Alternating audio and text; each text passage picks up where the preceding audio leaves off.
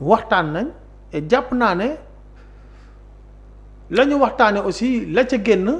damay def point d'interrogation mais li ma jàpp rek mooy que est-ce que ça suffit parce que foofu ay cadre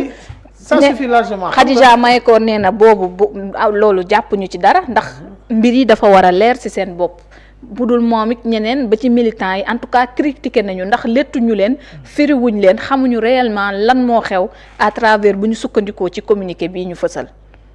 waaw mais tey li nga xam ne conseil des ministres am na kay ambiance ba fa am liggéey ba fa am.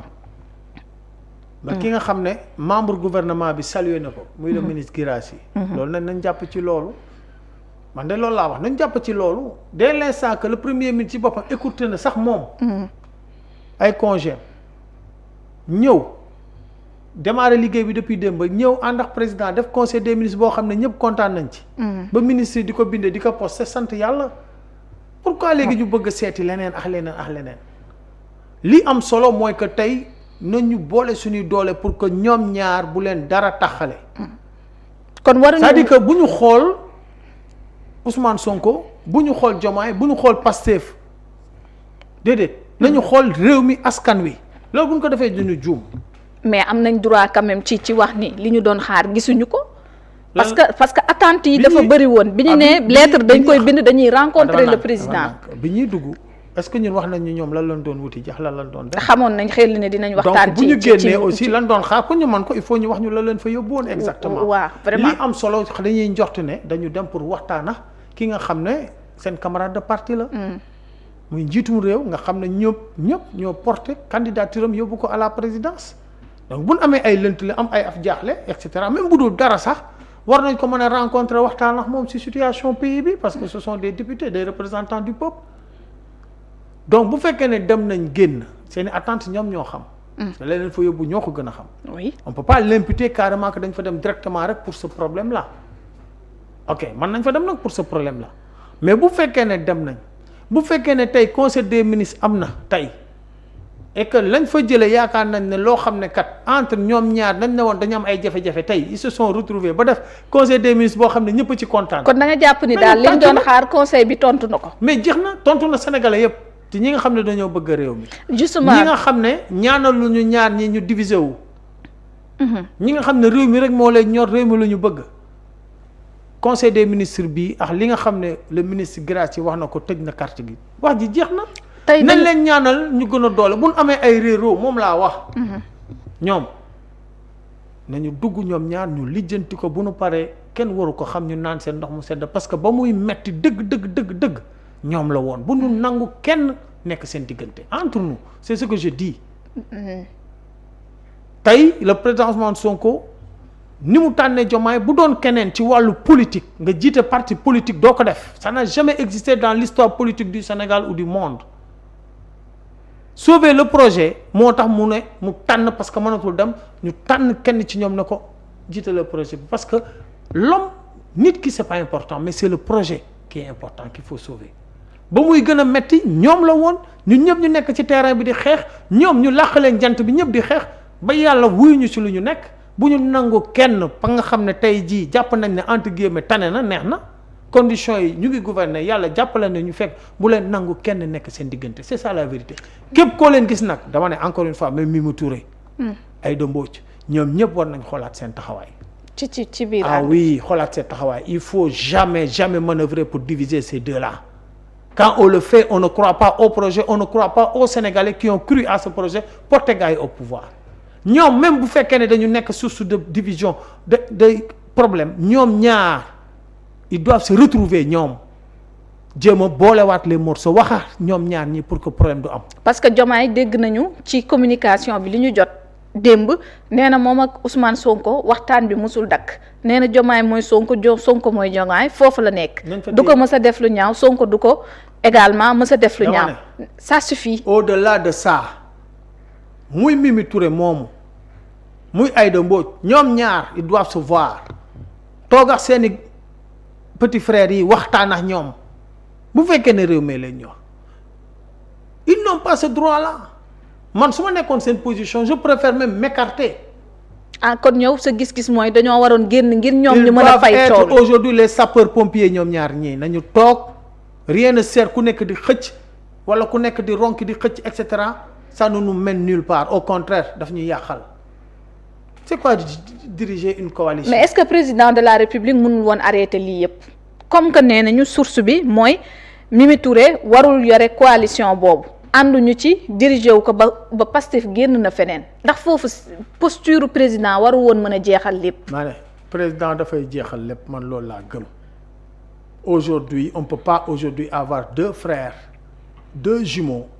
jaay Sénégalais Sonko mooy jëmaay ñëpp jënd ko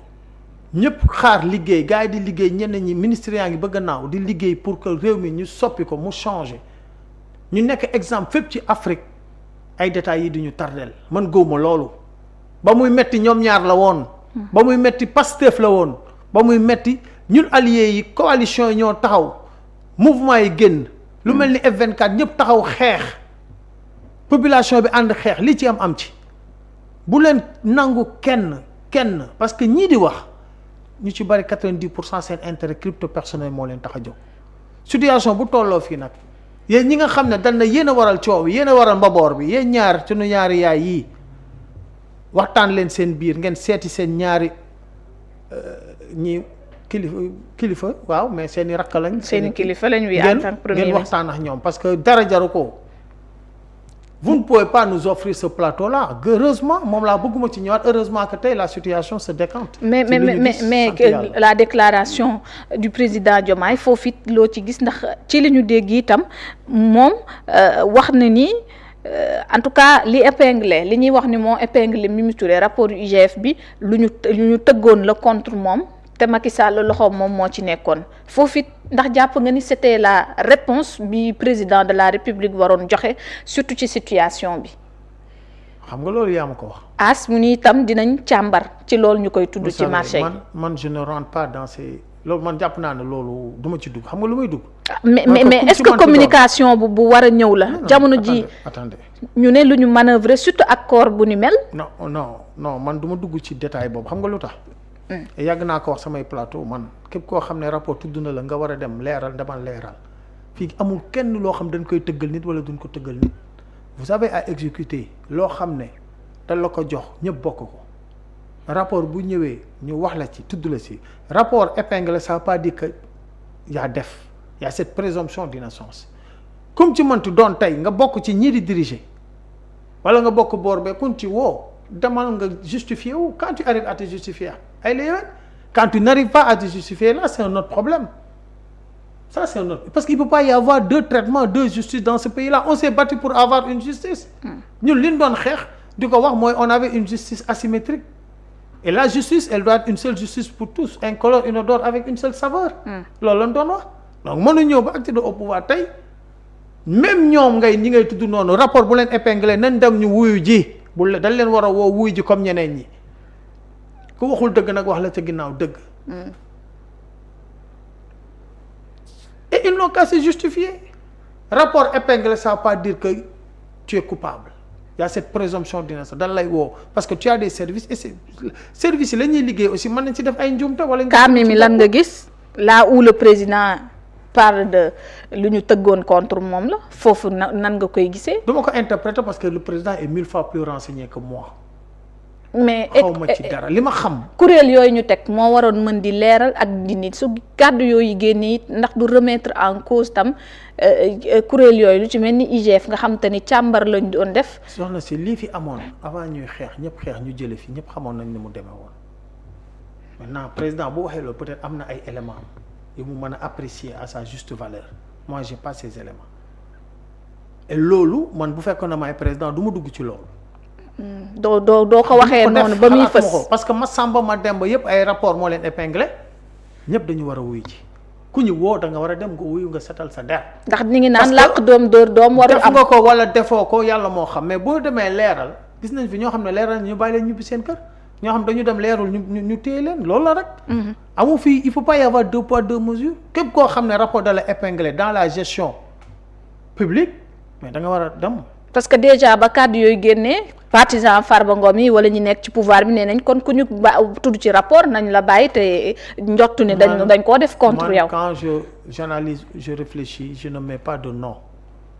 partisan Farba Ngom dañuy wax parti non je mets pas de nom moi je dis que ku ñu mën a épingler ci rapport à foo manti far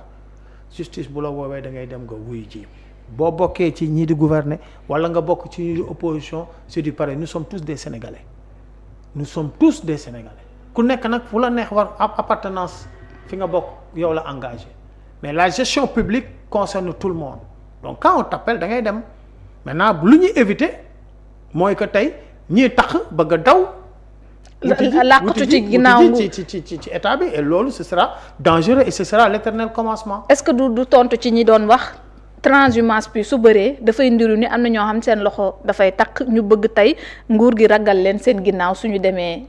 aligné wu. je sais encore une fois si on veut pas rater li ñu daj ba egsi fii si ñu bu ñu bëggee résultat yi ñu bëgg ñu am ko il faut que tey justice bi ñu réussir ko. amul leneen justice bi dafa war a incolore inodore avec une seule saveur pour tout le monde képp même nga nekk sax en activité dans le gouvernement quand tu es épinglé ñu woole da ngay wuy ji si tu arrives à te justifier tant mieux si tu n'arrives pas ñu def la comme ni def ñëpp rek amul ma Samba amul ma Demba. kon tey boo doon digal gouvernement bi mooy ñu bañ a utal alibi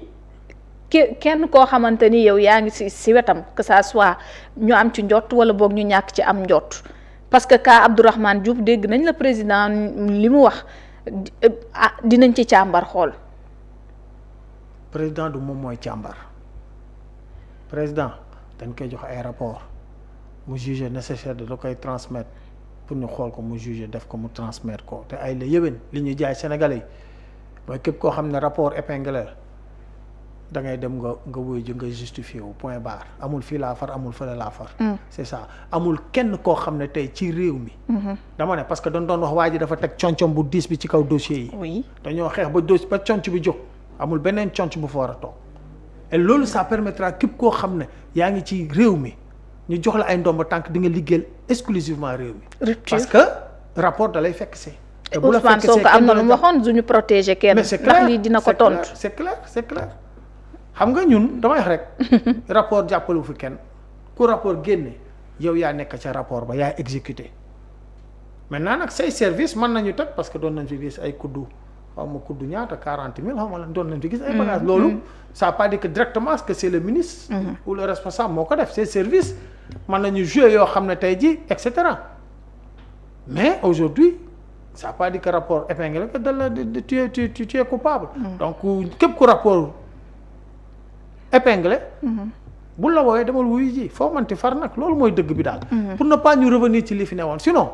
ñii rapport épinglé xam nañ seen bopp dinañu daw ñëw te bu ñu dawee ñëw kenn mënu ci dara waaw donc loolu la daal alors dafa am ay réaction tantôt dama